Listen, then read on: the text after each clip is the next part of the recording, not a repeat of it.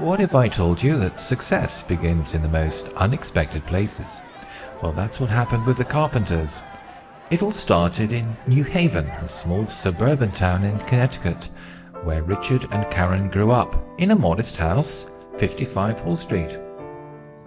My maiden name was Carol DiFilippo when I knew Karen, and we met in grammar school. We were typical kids, you know, it was middle America just after the 50s, you know. We'd go over Karen's house down the basement, play music, do the homework. Remember all the records over there? But the swings were over here. Remember the two swings? We used to put the records on and... Let's look for the holes. They're right here. See them?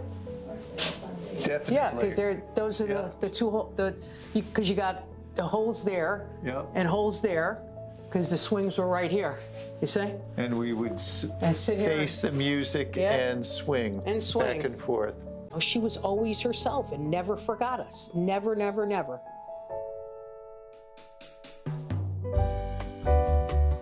Karen Carpenter, a talented drummer and vocalist, and Richard Carpenter, a gifted pianist and songwriter, embarked on their incredible journey together.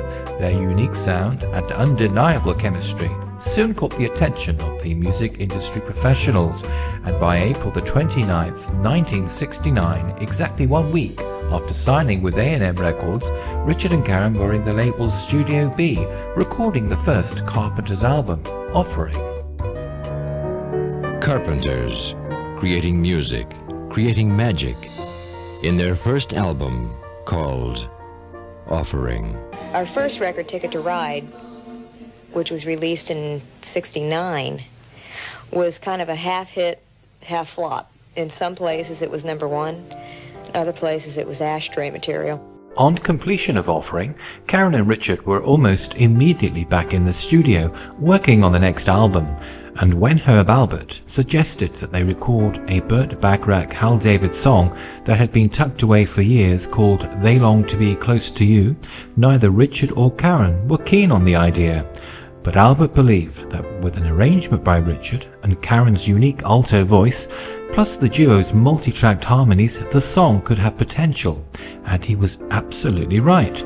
The record was an overnight smash, and on July the 25th, 1970, Close to You was a #1 on the Billboard Hot 100 for 4 weeks, marking the start of an unbroken string of top 20 hits that would continue for an astounding 6 years.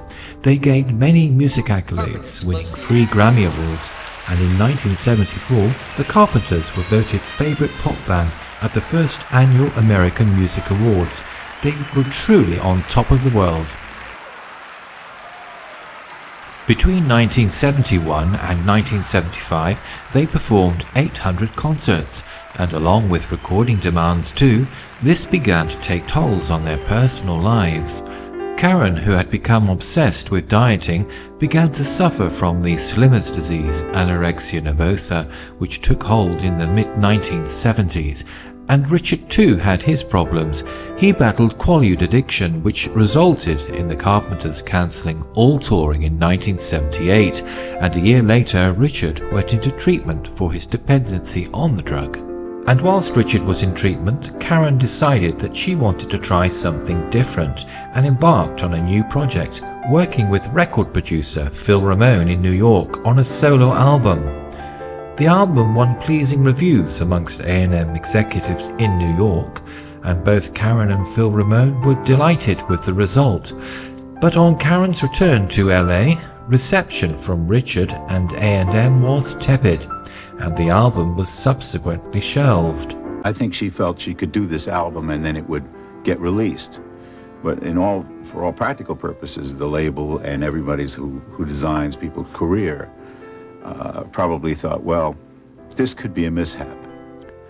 Karen really wanted to experience romance, and she struggled to find it despite her fame.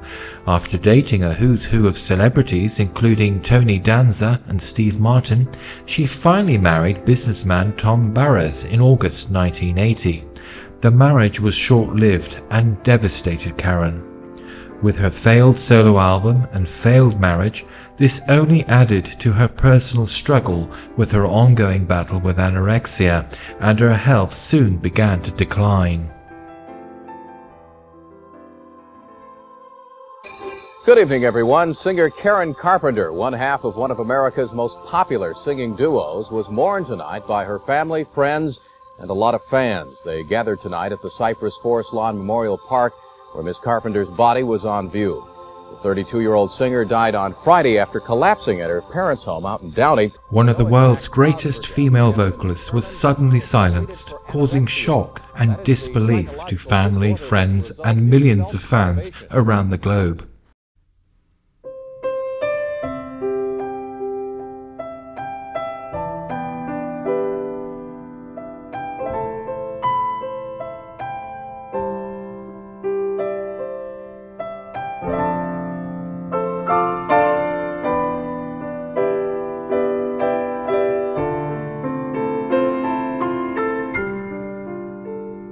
After Karen's passing, Richard continued with his music, releasing solo albums, writing and producing for other artists. He also dedicated a significant amount of time to creating compilations and special releases in honor of his sister's musical legacy.